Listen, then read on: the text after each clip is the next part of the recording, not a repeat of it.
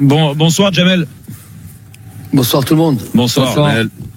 Déjà, félicitations de Jamel. Je vais commencer comme ça pour tout ce que tu as apporté dans cette équipe d'Algérie depuis bon nombre de mois maintenant. Et j'ai eu l'occasion de te croiser une fois et là je te le redis devant tout le monde. Vraiment, tu as fait un travail remarquable. C'est gentil, merci bien. Alors on va peut-être laisser la parole d'abord à Nico, puisque tu es celui qui connaît le mieux Jamel. Vous étiez au PSG, c'est ça, même si vous avez 3 ans d'écart, c'est la formation du PSG que vous vous êtes croisé au début? Ouais, moi en fait je sortais de Clairefontaine et je suis arrivé au PSG et Jamel était déjà installé avec la N2 et donc c'est mon grand frère. On m'a fait grandir dans cette équipe, on a appris beaucoup de choses ensemble et c'est comme ça je crois que lui il a signé pro et moi par la suite je suis parti à Arsenal, mais on a toujours gardé des contacts vraiment spéciaux entre nous depuis des années, même si on se parle pas très souvent, mais à chaque fois qu'on se parle, on se parle 1 heure ou 2 heures à chaque fois au téléphone. Ah ouais. On a parlé ensemble il y a 6 mois, il y a presque 8 mois de ça, et c'est toujours un grand plaisir de parler avec lui.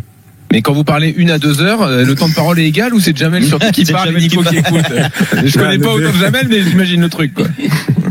Non, nous deux on parle, on a beaucoup de choses à se dire puisqu'on se parle pas, comme j'ai dit, on se parle pas souvent, donc on a beaucoup de choses à dire, beaucoup de choses à se raconter et c'est toujours un plaisir. Jamel.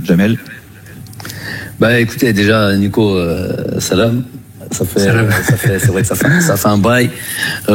Mais comme il a dit Nico, il n'y a pas besoin on a un peu sur certains points, on a un peu la même vision des choses et d'amitié, même de la fraternité. On n'est pas obligé de se parler tous les jours pour partager, pour avoir une certaine relation.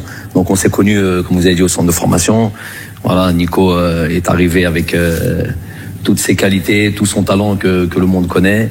Nous, on était juste admiratifs de ça. Il était clairement en avance sur son temps. Et puis voilà, et moi j'apprécie plus le footballeur évidemment, et puis surtout l'homme. Voilà. Alors Jamel Belmadi, c'est l'occasion de revenir sur tous les sujets d'actu liés à la sélection algérienne. Ouais, un petit peu. Ouais, Jamel, déjà, on voit l'Algérie en tête du groupe. Je pense que t'es satisfait d'être aujourd'hui à égalité avec le Burkina Faso. Vous jouez une finale à Blida avant peut-être de jouer des barrages en mars. Qu'est-ce que tu penses de cette campagne pour l'instant?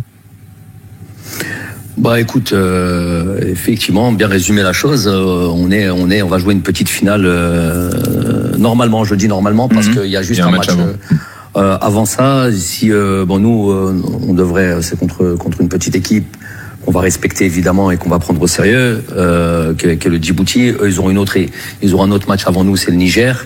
Normalement, ça devrait passer chez eux, mais si tant est qu'ils ne prennent pas les points nécessaires, cette équipe du Niger, elle peut être embêtante. Ils les ont embêtés lors du premier match. Ils ont perdu 2-0, mais un but à la 75e minute sur penalty. Donc il se pourrait qu'il se passe quelque chose, on ne sait jamais.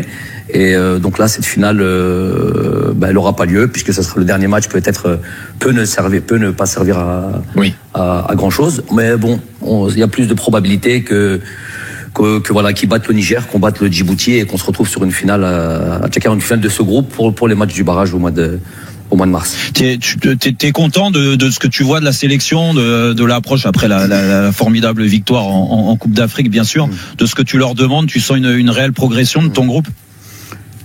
Oui, on répète souvent et on le voit assez souvent. C'est pas tout le temps, c'est pas une science exacte, mais on voit que souvent qu'après un grand sacre, derrière ça il y a souvent un échec et souvent un relâchement. Voilà, un relâchement dans les performances un peu partout.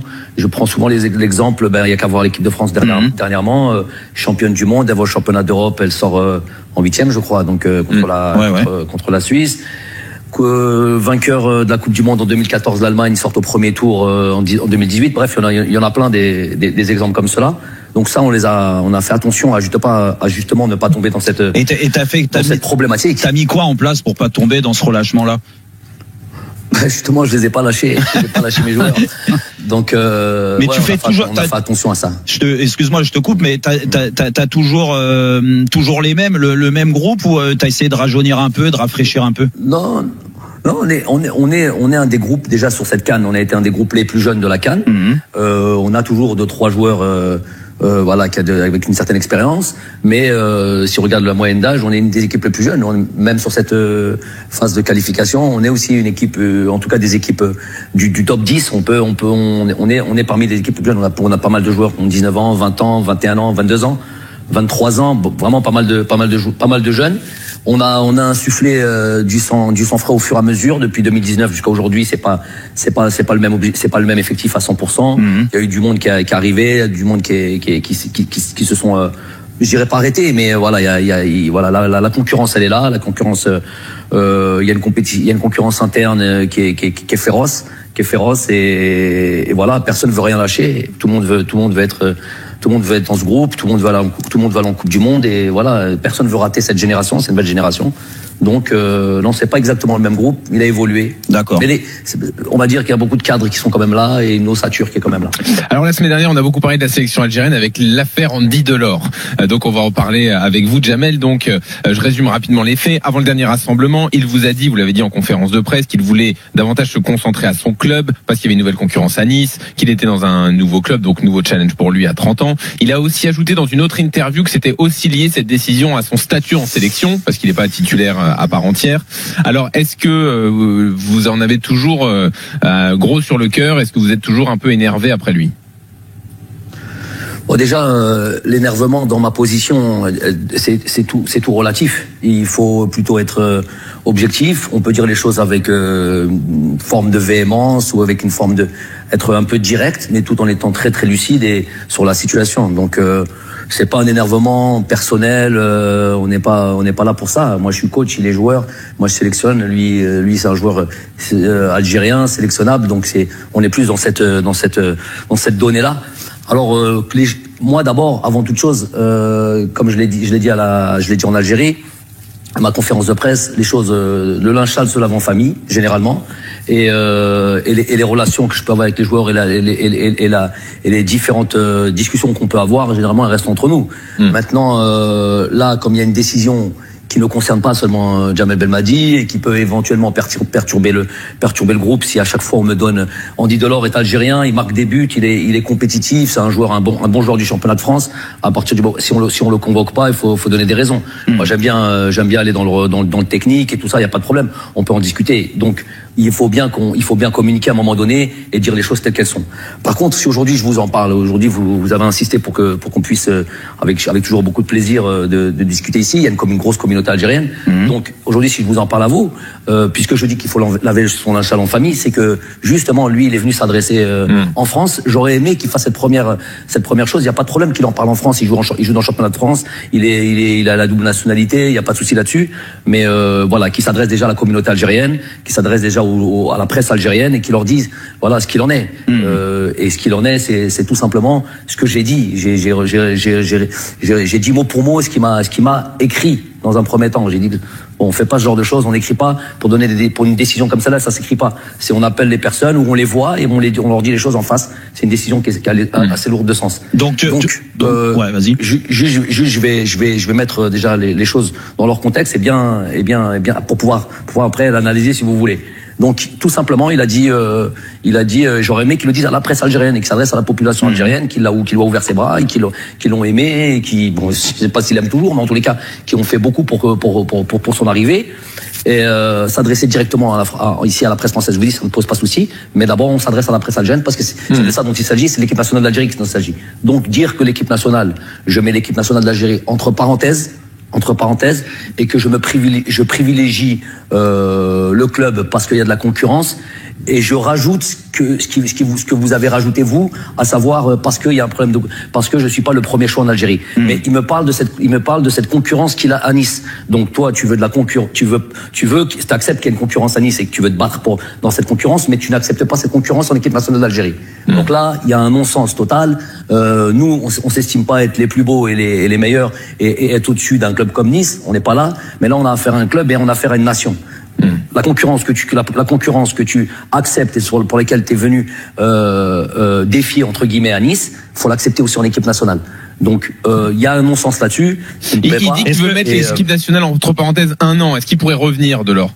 Donc ça, c'est la grosse blague de l'année, ça. Ça, il faut pas passer à côté faut pas passer à côté des choses comme ça et dire des énormités comme ça. Ça, vous voyez, là, vous le dites comme ça d'un ton assez simpliste. C'est ce qu'il dit lui. Uniquement pendant une année, c'est ou de la grosse stupidité ou voilà, le culot qui n'a pas de limite. Donc ça, nous, on n'accepte pas ça. C'est uniquement pour un an. Qu'est-ce qui se passe dans un an? Oui. Dans son esprit, il est prêt à revenir. Il y a quoi dans un an? Il y a la Coupe du Monde. Voilà. Donc nous, on va jouer sur 40 degrés au Niger avec des conditions exécrables. On va se taper pour toute l'Afrique pendant toute cette campagne de qualification qui est un petit peu quasi l'enfer. Hein. Il y a beaucoup de joueurs en Europe qui pourraient pas jouer là-bas, qui pourraient pas jouer dans notre continent. Et quand tout est fait, quand tout est réglé, le monsieur revient comme une petite petite mariée comme ça là, et vient et c'est bon, je suis dispo maintenant. Ouais, ça faut la faire. Donc ça veut dire ça c'est doublement nous manquer de respect. J'ai compris. Jamel, ça veut dire que c'est fini pour lui. Non, mais moi je suis pas éternel en équipe nationale d'Algérie. Oui, en tout cas avec vous c'est fini. Avec vous ça paraît compliqué.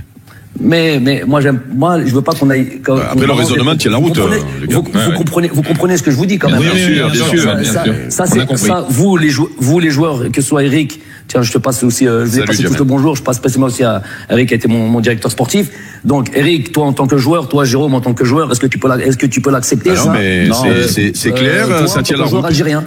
Voilà. Ouais. Non, après Jamel, moi, quand tu l'expliques comme ça, il y a pas de souci. C'est vrai que moi, j'ai eu tendance quand j'ai appris cette histoire-là à défendre Delors dans le sens où je peux comprendre à l'âge qu'il a, si tu veux, que il ait envie de consacrer sa passion, ce football et toute son énergie à Nice. Ça peut se comprendre. Après, où il est maladroit, et là, je vais dans ton sens, c'est que tu peux décider en effet de mettre un trait sur la sélection. Tu peux pas dire un an et puis dans un an on verra, je reviens. Ça, là, on est d'accord. Maintenant, après, quand tu me parles de concurrence, je sais pas les rapports que tu avais avec Andy Delors. Est-ce que vous communiquiez souvent? Il y avait beaucoup d'échanges pour savoir ce qui devait passer, le cap qui devait passer pour entrer en concurrence. Parce que peut-être que lui a eu le sentiment que de toute façon, il jouerait jamais dans la sélection. Ok. Donc la question est bien longue. Non, excuse-moi. Et je vais essayer de te répondre. Non, elle est bien longue et elle est intéressante parce que ça va pouvoir me donner parce que j'ai vu que tu avais, avant de venir à l'émission, oui. Je peux pas la regarder tout le temps, je peux pas l'écouter tout le temps, je suis pas là, je veux pas mentir de dire que je suis un grand fan, mais quand ça parle football et que je suis en France ou que je peux l'écouter, je l'écoute avec plaisir. Donc je vais te répondre à ça.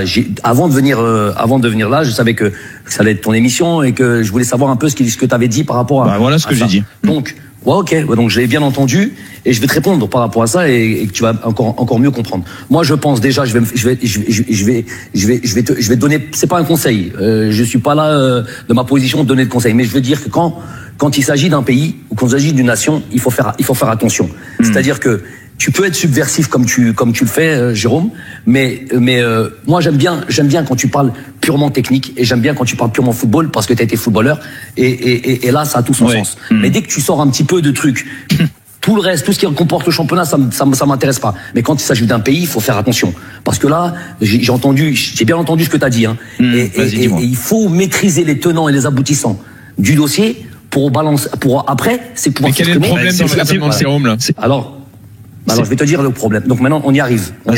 Donnez-moi le temps de vous répondre. Donc, quand tu dis, par exemple, je comprends que sa position, qu'à 30 ans, tout ce truc. Ok.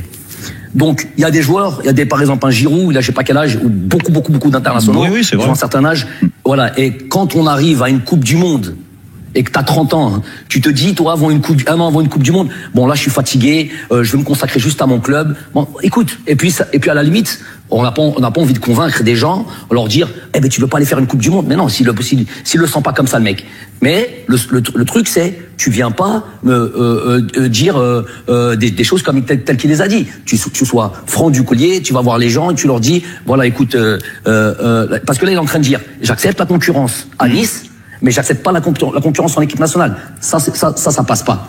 Il y a un en fait, Jamel, ensuite, toi, t'aurais préféré qu'ils viennent du moins qu'ils t'appellent et qu'ils te disent franchement les choses. Écoute, la concurrence, je la trouve pas saine en Algérie et elle est d'autant plus saine avec Galtier à Nice. Je prends cette décision-là. Mais il est arrivé il y a 3 mois à Nice. Oui, il est arrivé il y a 3 mois à Nice. Attends, s'il te plaît, donne-moi ce crédit là quand même. Ça fait 3 ans que je bosse avec lui. Vas-y, dis-moi. Et lui, il est arrivé il y a 3 mois à Nice. Alors écoute, c'est là où je t'ai dit qu'il faut être très précis quand on veut parler d'une nation.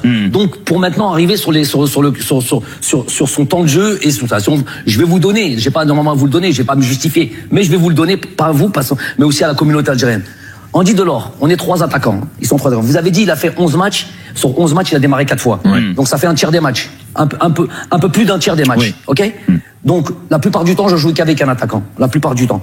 Et il y en a 3, il y a Bardad Bounedjah, il y a Islam Slimani et il y a Andy Delors. Donc si on partage le temps, de jeu, ils ont quasiment à peu près le même temps de jeu. Après, avant ça, il y a eu une CAN. Il a débarqué le jour de la CAN, quasiment. Le jour de la CAN. Il est venu un cadeau du ciel. Donc, quand tu dis, par exemple, il m'a rendu service ou il nous a rendu service à la CAN, Jérôme, tu te trompes complètement de trucs. On lui a rendu service, peut-être. Et moi, j'ai même pas envie de dire qu'on lui a rendu service. Il est venu, il a fait des pieds et des mains pour arriver en équipe nationale. Il a fait des vidéos de partout. Il a été faire ses papiers de partout, de tout seul. Jusqu'à la dernière seconde, le gars, il nous a pas lâché. Donc, mais jamais, il est venu nous rendre service. Jérôme, non, mais Jamel, j'ai jamais dit qu'il vous avait rendu service à la CAN, hein. Ah, eh ben alors, non, attends, Jérôme. Oui, alors, va réécouter. Au moment où tu parles d'Andy, on va voir ce que tu as dit par rapport à ça. Alors, tu as dit qu'il nous a rendu service et maintenant qu'on le veut plus. Mais non, mais pas à la CAN, Jamel.